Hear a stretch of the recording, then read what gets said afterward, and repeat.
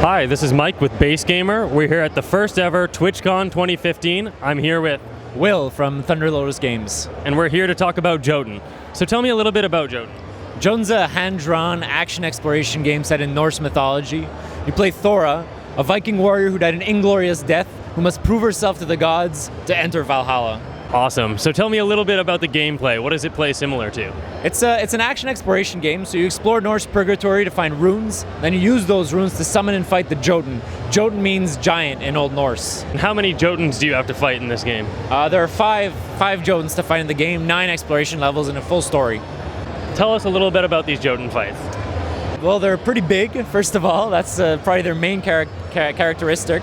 They're also very much influenced by Norse mythology. As much as possible, we've gone into the Eddas, all the Norse myths, and brought that into the game as much as possible. And there's also this awesome hand-drawn style. So what inspired you guys to choose this kind of art? Yeah, thank you. Everything is hand-drawn. The animation is hand-drawn. The backgrounds are hand-drawn. We're heavily inspired, obviously, by Disney, the Disney Renaissance, by Studio Ghibli, stuff like that.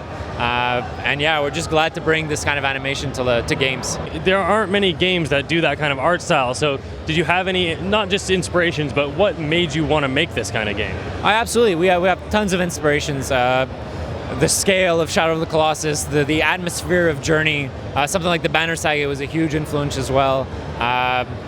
The original Legend of Zelda for the top-down, simple controls, kind of easy to get into, but kind of that feeling of exploration of not knowing exactly, not understanding everything about the world right away. Thora's a badass Viking warrior. That's really her primary characteristic. Her whole thing is that she can face off against giants, so she's pretty badass.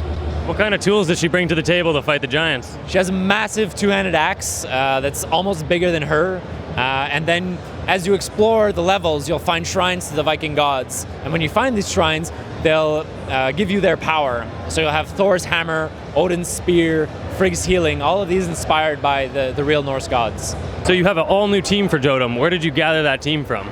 So Jotun's team was built from friends, colleagues, people I've worked with before at the previous company I was at, and some new faces as well. A lot of people that we discovered along the way, but we have an amazing team. Game development is all about your team, and I'm super lucky, super blessed to have these people around me. And what inspired you to separate and create your own team? What made you decide to take your own path?